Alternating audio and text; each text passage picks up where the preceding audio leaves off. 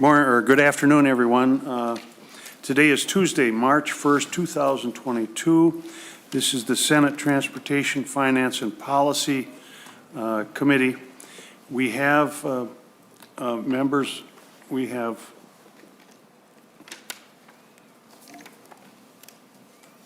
still in the dark, apparently. There we go. We have one matter on the agenda today, and that is a report regarding the Driver and Vehicle Services Independent Expert Review. And our testifiers would be Rick King, Teresa Weiss, Jenny Hine, and Amy Albus, who are the members of that expert review that have put this report together for us.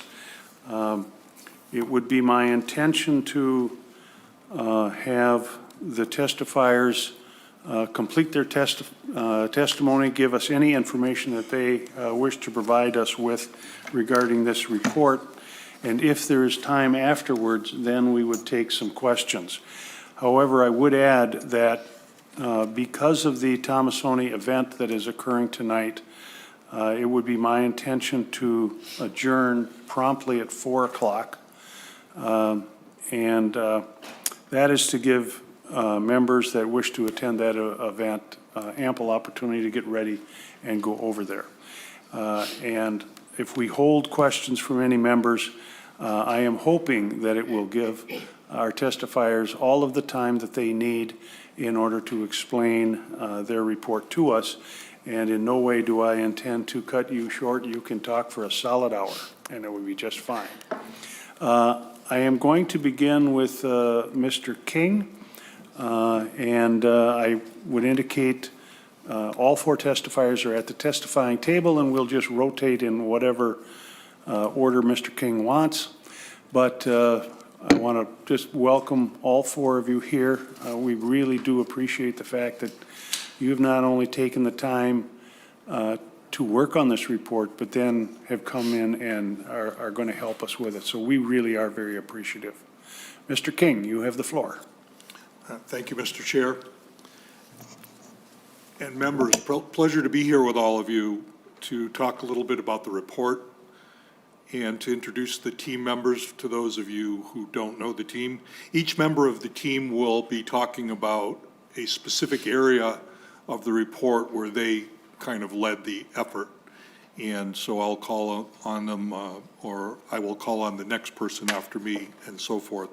So let me just go through that. First, to my immediate left is Teresa Wise, and then Jenny Hine is the one to Teresa's left, and then Amy Albus is the one at the other end of the table.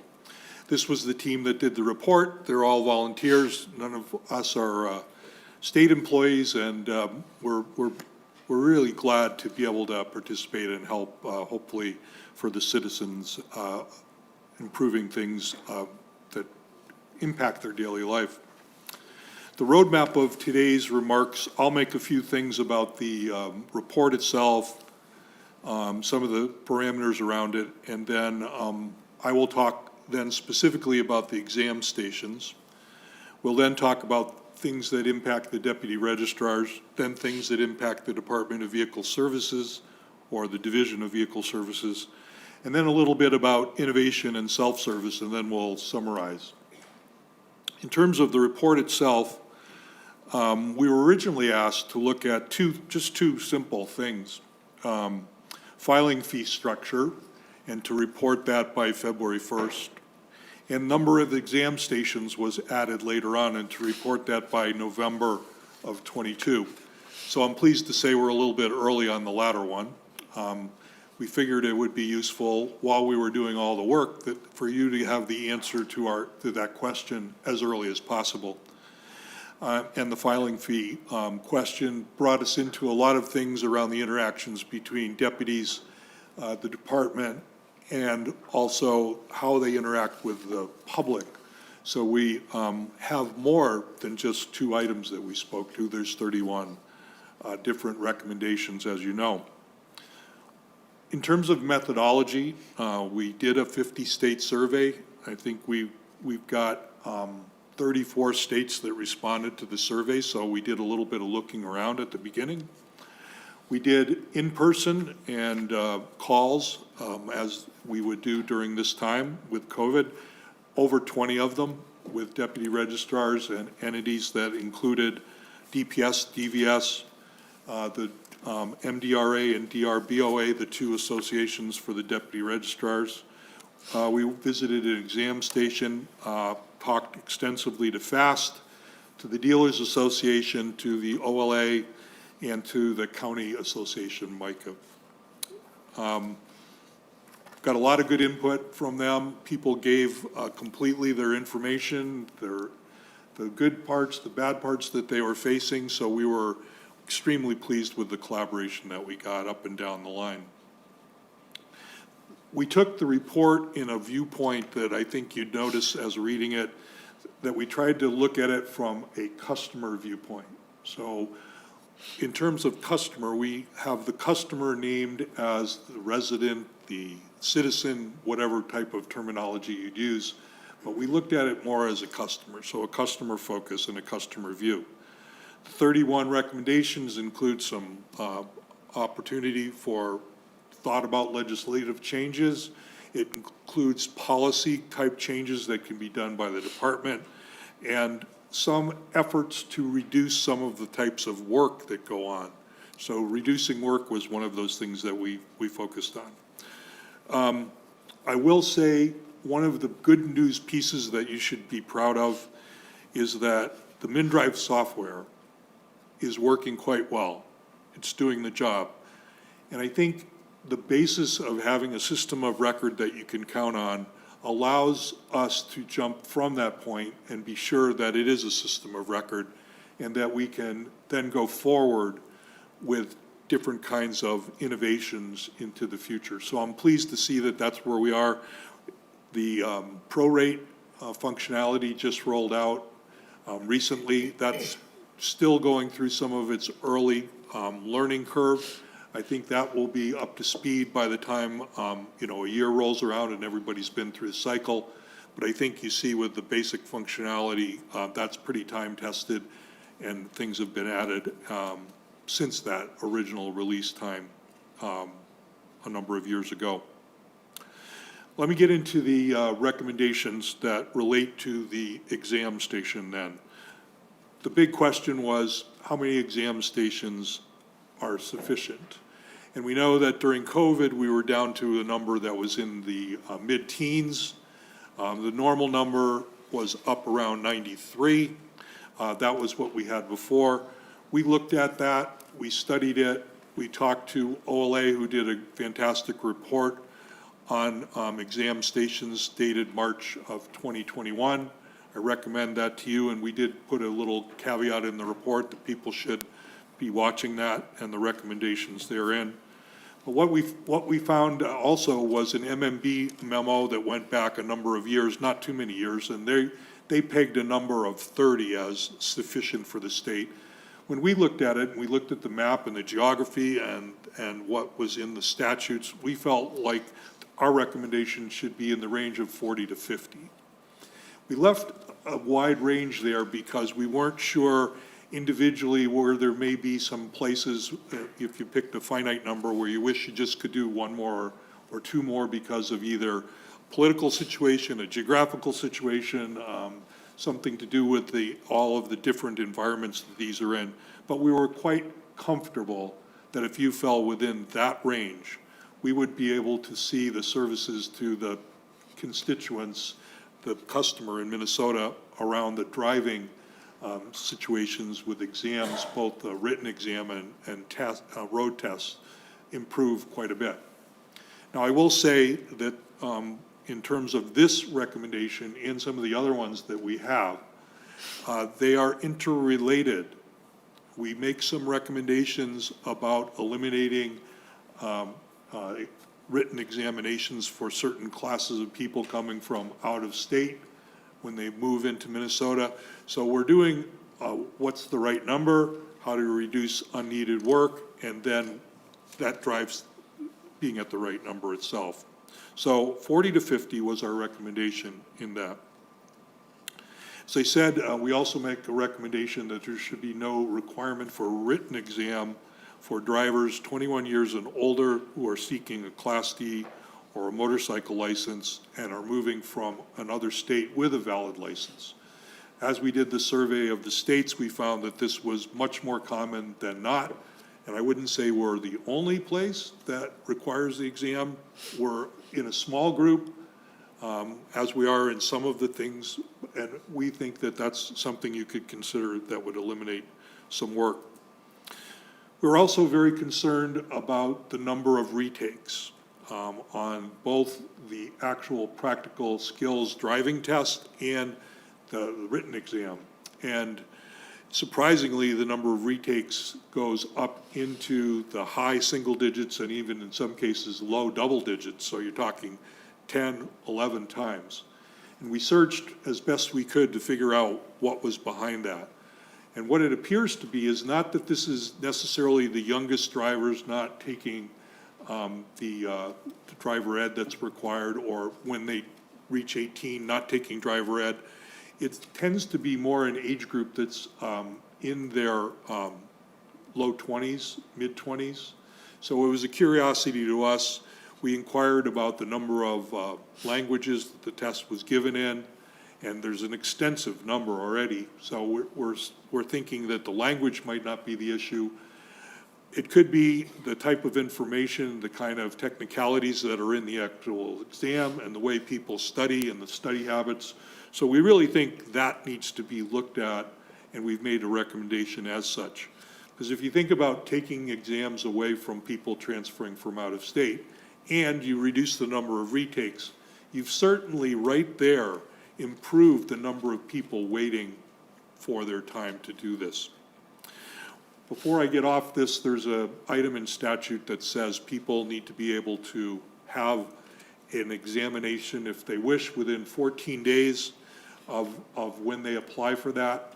And I will say to you that I believe that number, even if you are at 92 or 95 exam stations, is probably not realistic. It's really hard to meet the 14-day number.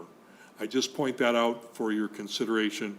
I think that as far as the geography is concerned, being in the county or the county next to the county and not too far a drive, this is quite possible with the number that we've recommended. So that's where we arrived at the number. I would also point out that initially, most people are taking a test the first time, and unless there's some extrajudicial thing that's happening with them, they don't have to take a test again. So this is a one-time event as well, and it peaks in the summer versus in the winter. The last thing I'll mention is something I mentioned just earlier, is that the OLA report of March 2021 is definitely a good report, a lot of good recommendations in there, so we commend it to the committee and also to DVS. With that, Mr. Chair, I would like to ask if you would recognize Teresa Wise to talk about the Deputy Registrar part of the report. Thank you, Mr. King. Ms. Wise. All right. Welcome to the committee. We are recording this, so if you would just identify yourself for the record and please proceed. All right. Thank you, Mr. Chair. And for the record, I am Teresa Wise. And so I will actually start by building on Rick's overview of our 31 recommendations, and then I'm going to drill into recommendations 1 through 5. So overall, as we've been discussing, our objective is to offer customers in Minnesota an optimal blend of service and efficiency. And as we're thinking about that, we're talking about accurate, quick, when and where they need it. And to that point, as you get kind of further into the report, you see our very strong support for online and self-service. But as online evolves, we note that Minnesota's network of deputy registrars, which is approximately 174 in total, the approximately depends on exactly how it's counted, they are frontline for both customer service today and for the conversion to self-service. So therefore, recommendations 1 through 5 work together to focus on 3 primary objectives for the deputy registrars. First is fair compensation for serving Minnesota customers. Second is conversion to self-service. And third is offering all services to all Minnesotans. So again, 1 through 5 are working together around those 3 objectives, and I'll go into each of them. So starting with the first of the 3 objectives, which is fair compensation for serving Minnesota customers. Here we're answering that second big question that Rick referred to, which is that we recommend filing fee increases but targeted only to the most time-consuming and unpredictable transactions. So specifically, drawing your attention to recommendation 4, we recommend a $3 filing fee increase from $8 to $11 for standard non-compliant Class D licenses. We recommend an $8 increase from $8 to $16 for any new Real ID or enhanced driver's license. And this is because these are significantly the most complex, and a $3 increase from 8 to 11 for any of the renewals, whether that be a Real ID, a Class D, et cetera. And before making this recommendation, we actually did spend some time looking into why these transactions are so complex, because our first goal would have been simplification before compensation. But in this case, we found that compensation for these 3 categories of in-person transactions, we found that to be the best solution. And the first factor of that is that Real IDs and enhanced driver's licenses require more stringent proof of identity. And this not only takes more time, but in the deputy registrar's world, it also often requires more repeat visits. The second factor is that the new MinDrive system forces greater accuracy at the point of document entry. And so typically this is occurring at the front counter for the deputy registrars. And ultimately, this means that they can no longer simply collect and submit a customer's as-is paperwork, which was the case prior to MinDrive, and this requires more upfront time and upfront work. But we therefore propose that it be addressed with a targeted filing fee increase, which we anticipate would be paid by the customer who is seeking that in-person transaction and who is ultimately getting a better, sort of shorter time from first arrival to driver's licenses than they were previously. The second objective of our sort of 3 objectives in this space is conversion to self-service. So here I'd like to draw your attention particularly to recommendation 5, where we suggest incenting this conversion by allocating a portion. And in recommendation 5, we describe it as 25 to 50% of the self-service filing fees, allocating that to full-service deputy registrars. So this allocation recognizes that the full-service deputy registrars are frontline influencers. They are key collectors of contact information, which is going to be necessary for us to facilitate that shift to self-service. It also recognizes that they continue to answer in-person questions related to these transactions, even if that transaction is done online. And we've noted that this is particularly impactful for the full-service deputy registrars, where profitability is significantly more precarious, and therefore the impact is more acute. And then I'll move next to the third objective, which is incenting deputy registrars to openly offer all services to all communities throughout Minnesota. So as background, as we dug further into this through interviews, through conversations, our study revealed that full-service deputy registrars, that is those who offer both vehicle and driver transactions, or said differently, those deputy registrars who also operate as a DLA. Those are in particularly high demand throughout Minnesota. And why? Because customers throughout Minnesota regularly require driver's licenses and ID cards. And because these transactions are particularly time-consuming, and because fewer and fewer deputy registrars are currently electing to offer this service.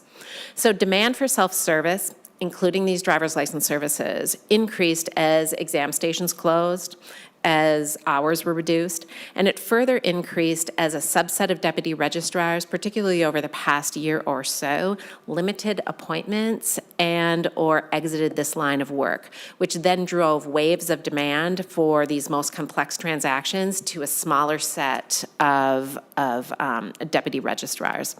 So statewide, customer service and efficiency demands that more deputy registrars remain open to full service. And so as an approach going forward, we propose several new revenue streams to help incent that result.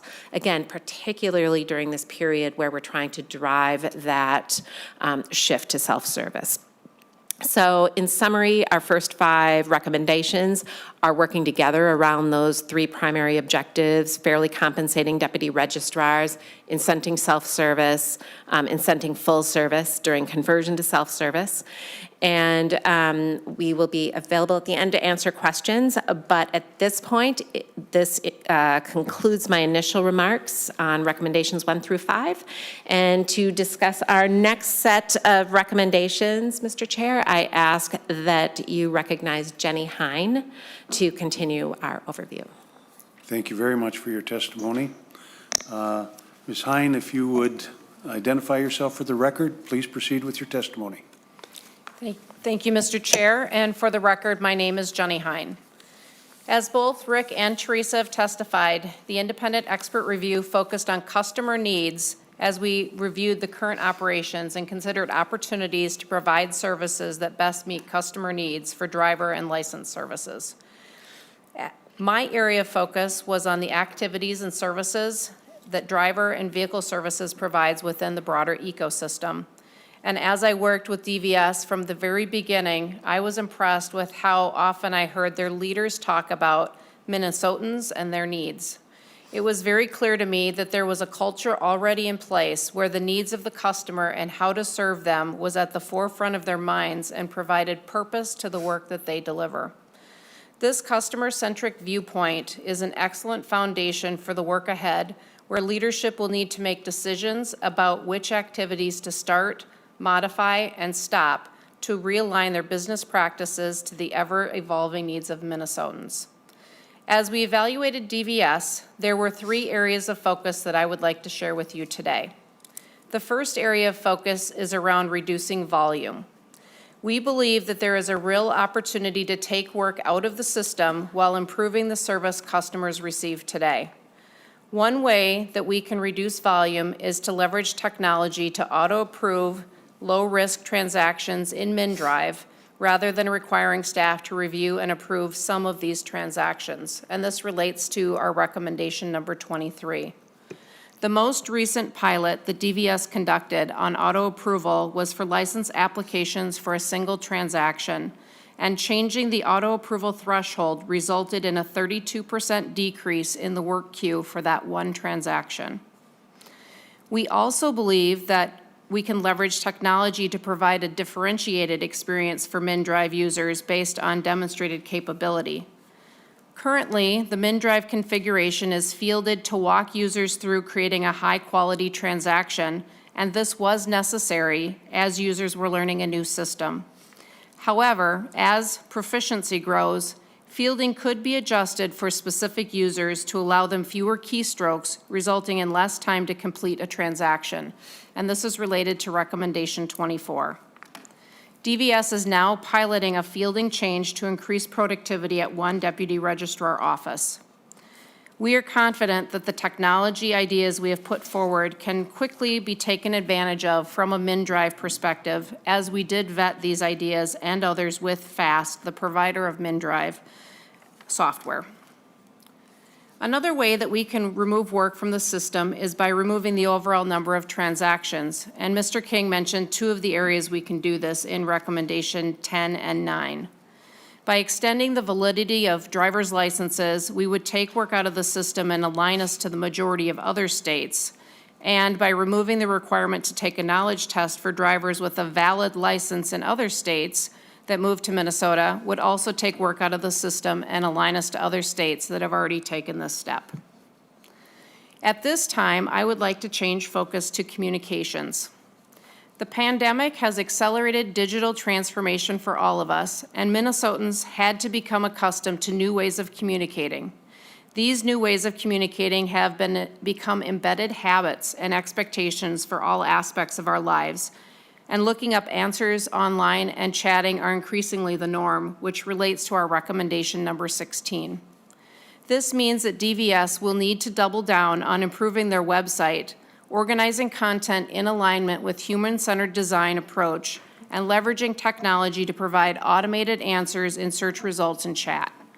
We have suggested that an experienced learning consultant be engaged to create the content strategy, which will take some pressure off the call center agents over time, and this is related to recommendation number 27. This also means that citizens are increasingly expecting us to do more with their mobile devices. FAST has already implemented mobile driver's license for Apple iOS users in one state and is working with a second state. Android will soon catch up, and FAST will be able to enable Minnesota mobile driver's licenses without much coding effort as a result. Mr. King talked about how the recommendations work together to multiply the impact. An example of this in action is related to recommendations 11, 7, and 16. By taking a data-driven approach to solving problems, DVS could review questions that are most often missed on knowledge exams and create materials with this information that are made available for free on a website that DVS hosts. This could reduce the number of retakes required per customer, ultimately reducing volume and improving customer satisfaction. However, it will take time to implement all of the changes that we've suggested. And in the meantime, we have deputy registrars serving customer on the front line that need a rapid response. And for this reason, we have recommended a rapid response communication channel to assist deputy registrars in serving the customer at the counter in real time. And this relates to recommendation number 16. This leads me to my final focus area, which has to do with the current operating model in place across the ecosystem. As mentioned, a contract binds the relationship between DVS and the deputy registrars. The contract needs to be refreshed to reset expectations and obligations of DVS and deputy registrars. The goal of the refresh is twofold. First, the contract must clearly articulate the changes in roles and responsibilities of both parties. Second, the contract should introduce performance-level expectations, including a system of routinely measuring, reporting, and creating improvement plans where necessary. Having contractually obligated measurements is the industry standard for two-party relationships that are governed by contracts related to recommendation number 15. The operating model also needs to focus on empowering leaders in the line of duty with flexibility and agility to respond to changes in demand and volume in real time. A place to begin is by shifting to transaction-based funding, not only for deputy registrars, but also for DVS. Today, when customer demand drives up transaction volumes, fees collected do not reach DVS until appropriated. This removes the ability for DVS leadership to quickly pivot and make adjustments in real time. And the result is that customers suffer long queues and backlogs, even while fees have been collected, that should support a consistent level of service. And this relates to recommendation 19.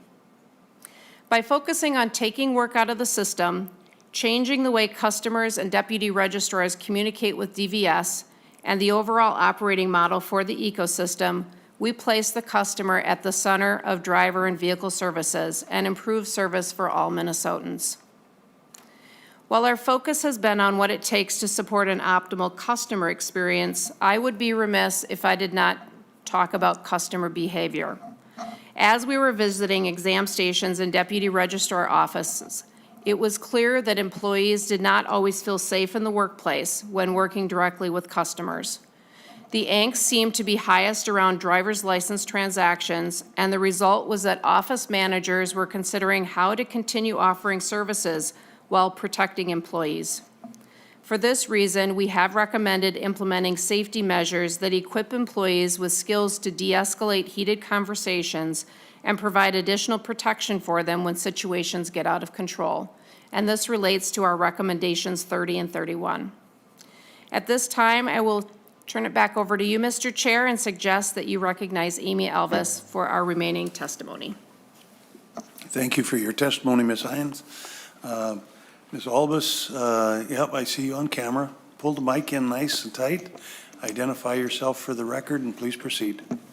Thank you, Mr. Chair. My name is Amy Albus.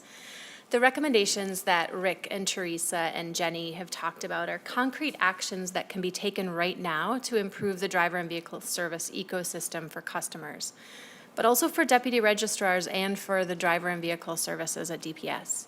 Improving the quality of service by removing volume, as and where appropriate, like Rick and Jenny have shared, and also shifting the compensation models, like Jenny and Teresa just discussed.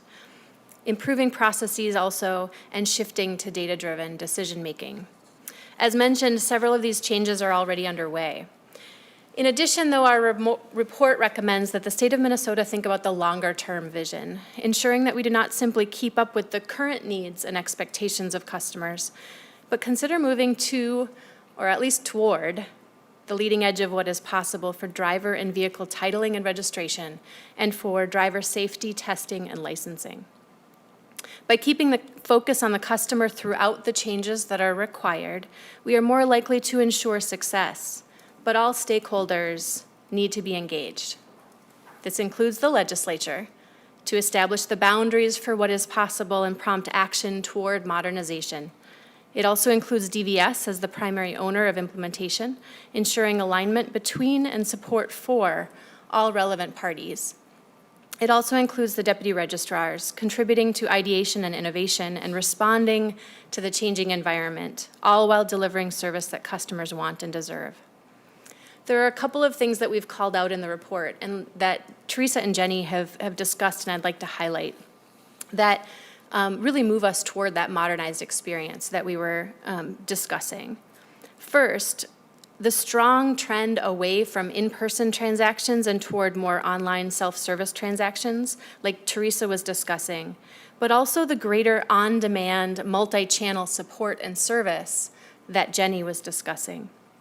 This includes allowing customers to complete more transactions online, or at least allowing them to complete a pre-application online to minimize in-person transaction time. It also includes thinking about how best to deliver information to customers about what is required of them and rethinking how we can offer just-in-time information, the detail that they need when they need it, with minimal human intervention on the common, frequently asked questions, and timely and caring support in person when required. The second trend that I would like to highlight is the growing reliance on our mobile devices and on digital records. We think Minnesotans will soon want, need, and expect digital artifacts, including things like digital credentials, the mobile driver's license, or more electronic vehicle titling and lien release. I already use my phone to access sports venues and theaters. I use it to tap for payment at stores and restaurants. I can transfer funds from my bank account, from one account to another, or send money to a friend after a fun night out. I can effortlessly transfer pictures and contact information to a person sitting near me. We have all of the technology we need already to digitally transfer proof of vehicle ownership, or to remove a lien from a title, or to provide a digital credential that demonstrates that we are who we say we are. Privacy and security are important considerations as we make the transition. And done right, the shift to digital artifacts could be done more securely and maybe more likely to ensure the veracity of identity and ownership. More than 20 states are either using or testing the use of electronic driver's licenses, or MDLs, mobile driver's license. As Jenny mentioned, FAST has already worked with other states on digital credentials. So as we pursue this opportunity to modernize, Minnesota will benefit from the lessons learned from other states who have gone before us. We are happy to see that DVS is already exploring this technology. One side note to this second trend toward digital artifacts. We recognize that physical artifacts are not going away anytime soon, and we recommend in the report that DVS continue to pursue ways to speed up fulfillment. Kiosks are a good example of reducing the manual effort required while at the same time offering immediate fulfillment to customers. Placed and serviced properly, kiosks have the potential to provide customer delight, and their value is not limited to the driver and motor vehicle space. There may be opportunity for cross-department collaboration. We use kiosks already in a variety of places for parking permits and for park passes. They could easily be used for hunting and fishing licenses, as a few simple examples. In closing, I want to emphasize the importance of capital CM change management. As the system is adjusting to meet the evolving needs of the customer, DVS has a critical role to play in leading this change, aligning all stakeholders to the strategy, and preparing and executing on the communications campaign, the training, and the continuous improvement based on constant user feedback. We are grateful for the many conversations and reports, the visits and materials that have led us to the conclusions and the recommendations we offer in this report. We appreciated having had so many active participants for this review, and we hope that the report generates ideas that will spur additional forward progress for the driver and vehicle ecosystem in Minnesota. This concludes our testimony, Mr. Chair. We are happy to stand for questions. Thank you very much. I will now go back to Mr. King. Before I turn questions over to members, do you have any comments, Mr. King? Mr. Chair, I just want to express my thanks to the committee for, along with the House Committee, authorizing and asking for the report. I think we learned a lot. We enjoyed doing it. I appreciate my three compatriots here as volunteers to do this kind of work. We met a lot of good people. We learned a lot. We traveled around the state. We're all about having you consider everything and providing you the information that you need to make the best decisions. So with that, we'll conclude our testimony. Thank you. Thank you, Mr. King.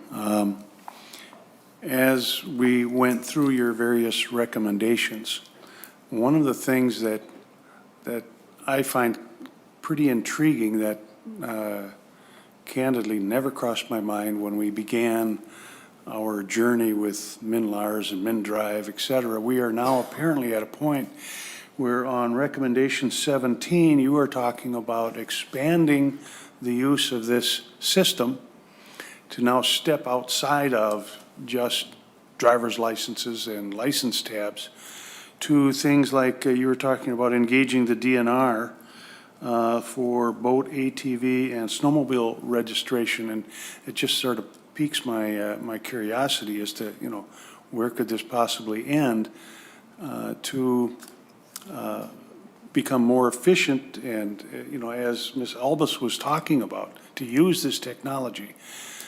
Can you talk a little bit more about what you envision the future might hold for us in improving that customer service and expanding the use of this very expensive tool that we now have? Mr. Chair, I'll make a couple of comments King. and then I'll see what my associates would like to say. Speaking to the point about the DNR, this is something that was interesting when you go to an office that provides those registrations as well as the registration for vehicles. They have two different systems and two different printers. And, naively we asked the question, what's that printer for? That looks like a really old one. And they said, well, that's for these stickers for snowmobiles and such. And we thought, okay, well, where are you in that? And they said, well, the agency's going to probably be looking to replace that technology pretty soon. So we archived that back and we went back and said, gee, the base information is all here. It's the citizen, it's where they live and all those kinds of things. Come to find out that in other states, FAST actually already has a module that does this work. So then that's what came about the recommendation here. And I think this is an example of if you can envision the future just with this.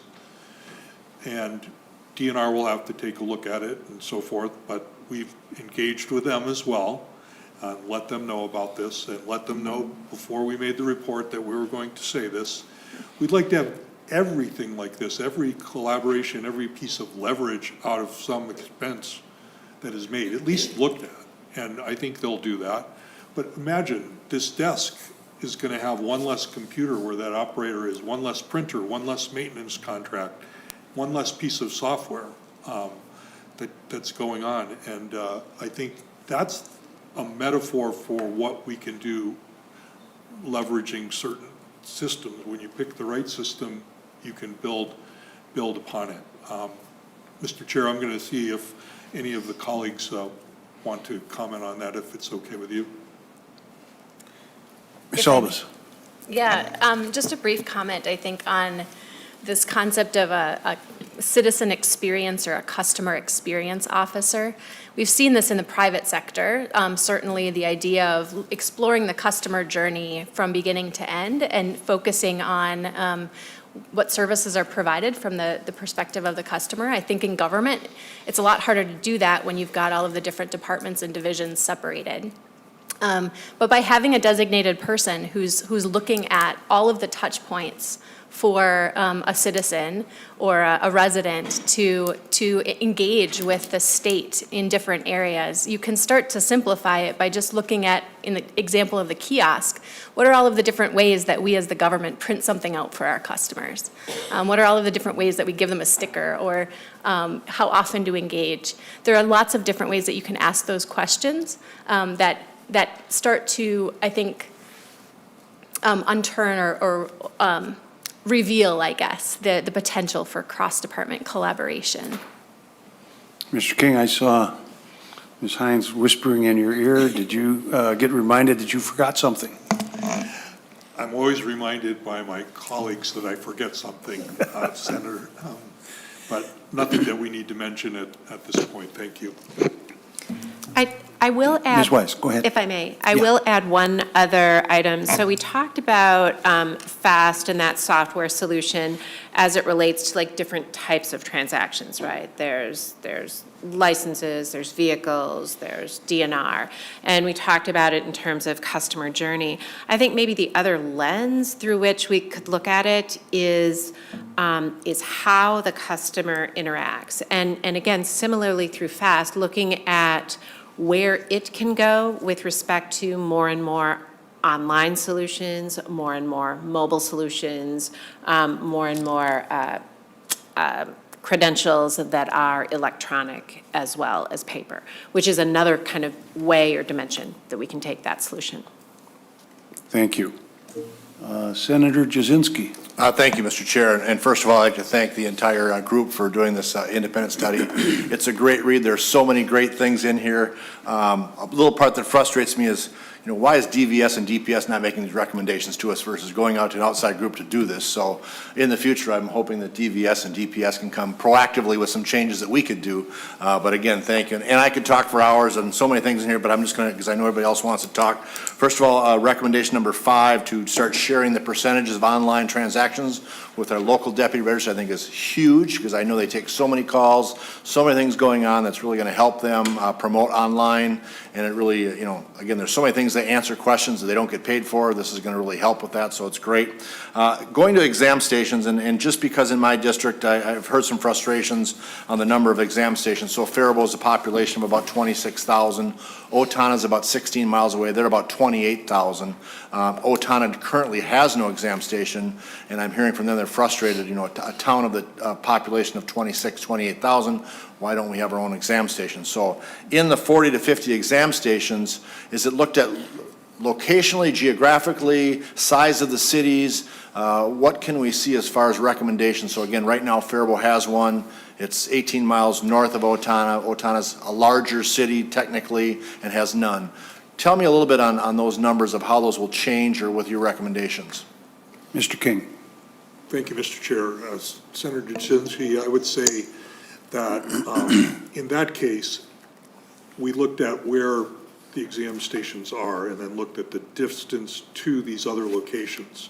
So we weren't as much saying, well, Faribault's smaller than Owatonna, therefore it should be something in Owatonna, but an 18-mile distance to us was not a driving problem, especially when you think about the fact that people are going there for their initial license credential and would not have to go there for the renewal. Those can be the regular deputy registrars if they're all full service. So to us, that solution more had to do with how close something is, not where it is. Now, there are some exceptions, and that's why we said 40 to 50, because there might be determinations that, let's just say, and this is not exactly the case, there was a big, bad, tough road to drive between the two, and it was bad in the winter, and, you know, it was one of those known things, so you'd say, well, maybe there's some sense to that. That gives you a little leeway on that one, but distance was important, time traveling was important, not so much the size of the location of the station. And Senator Jasinski, I'm going to go to the next Yep, senator. I was just going to thank you again, and thank you again for the report. If we have time, we'll come back to you. But there's three more senators who've got questions, and I would really like to get to them. Next senator is Senator Kif Meyer. Thank you, Mr. Chair. I appreciate it very much. And Mr. King, I so appreciate the report and the work that everybody worked together to do. It's a great service to us in the legislature, and I appreciate that.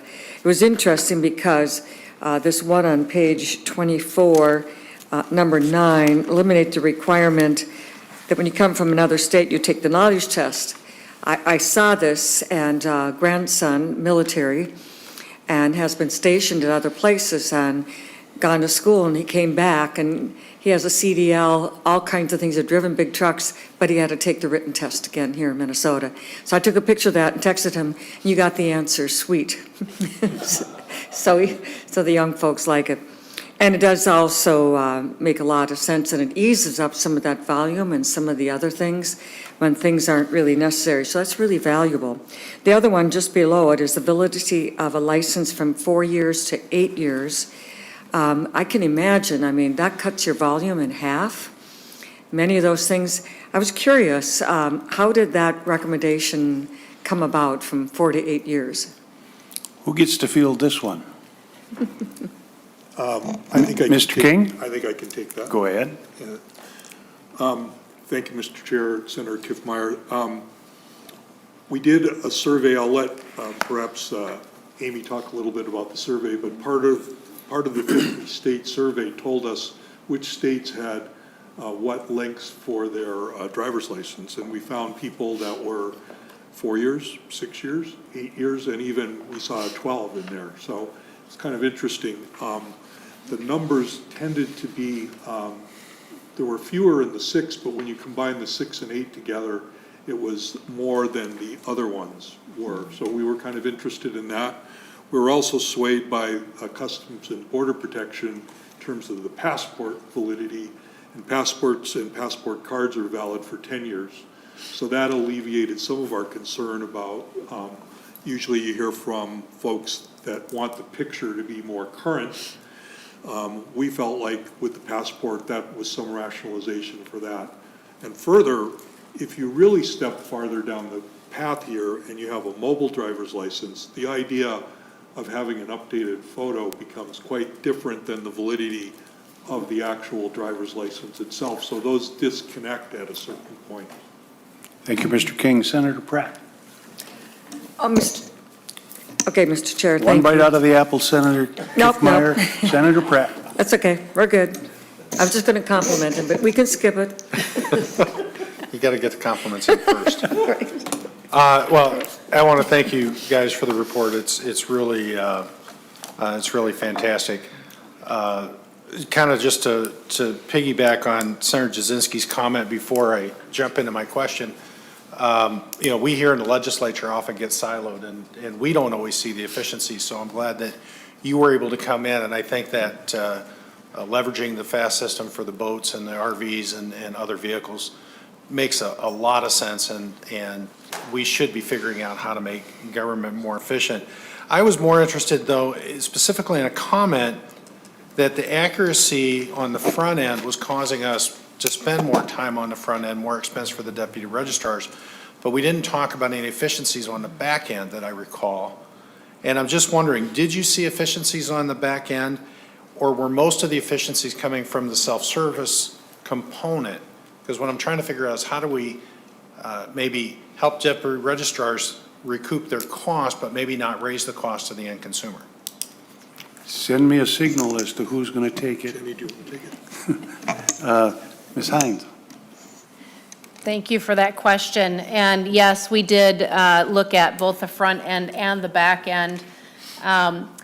With the MinLars system before MinDrive, there was a lot of the work that the deputy registrars are doing today on the front end to do quality control that was previously done on the back end by DVS.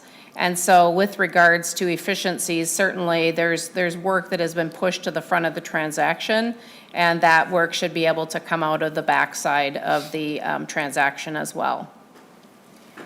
Senator Dibble?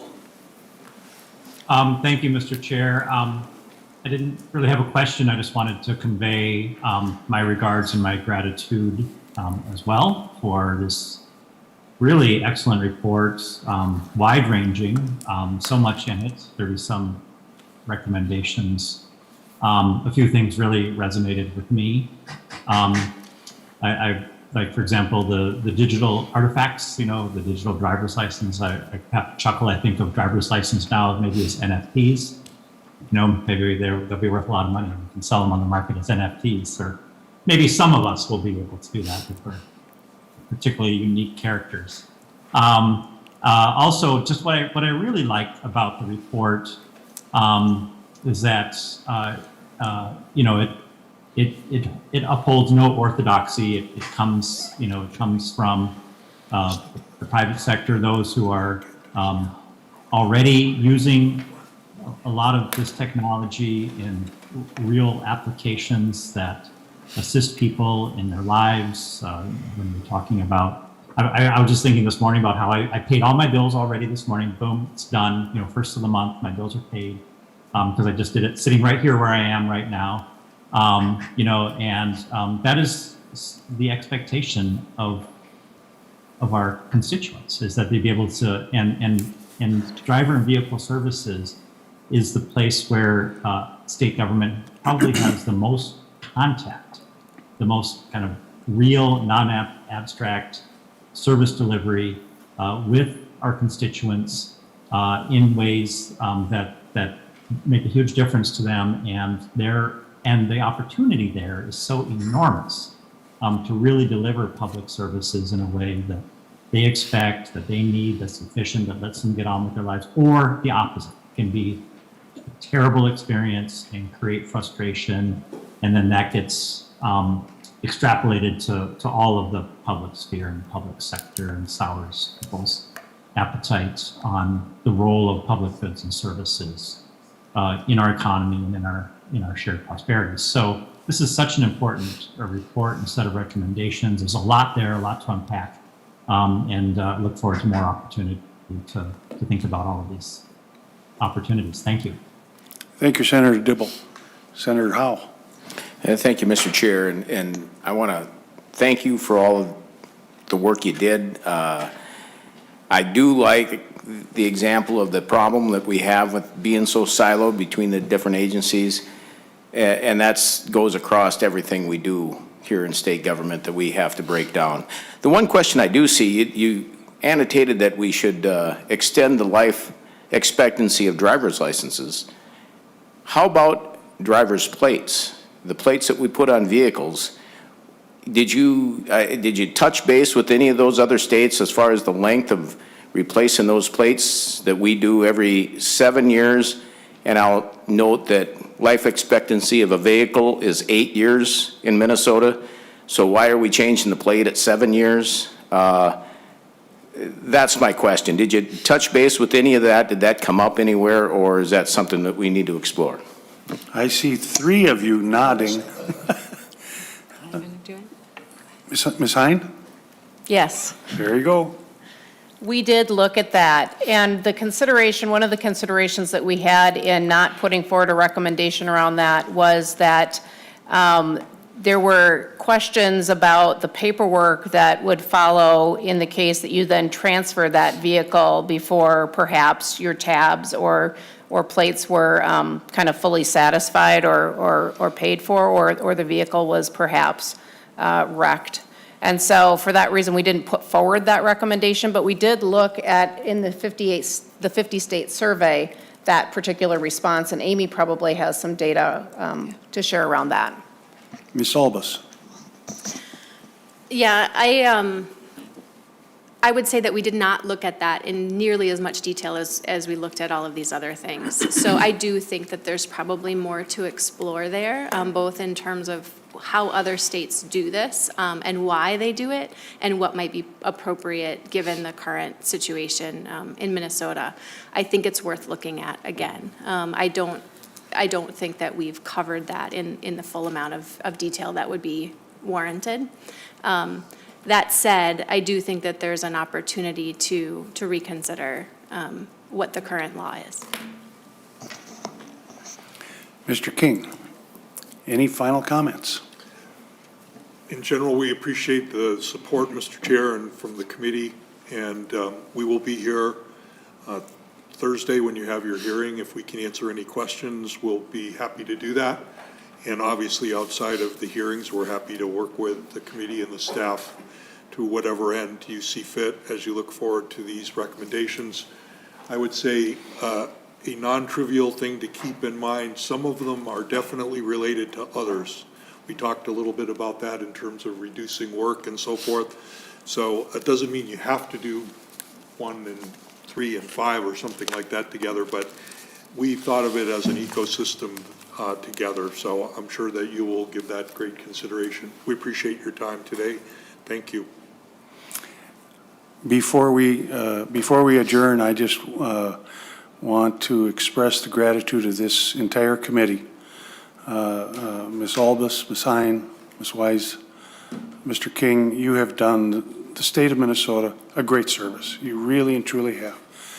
This is the second time now we have used the model of an independent expert review and had, I believe, just excellent results. We were really in a bind on MNLARS. And as a result of an independent expert review that Mr. King led, we found a path forward. We really were in a bind on these driver and vehicle services also. Once again, turn to the model of an independent expert review to help us out of our conundrum. And we were stuck. Your report has generated a number of bills already. I have no doubt it will generate bills in the future. It is going to be a handbook for us as we move forward. So I just want you to understand the good work that you have done and how much we really sincerely appreciate what you have done for us. So one final time, thank you, and I look forward to seeing you on Thursday. With that, we are adjourned.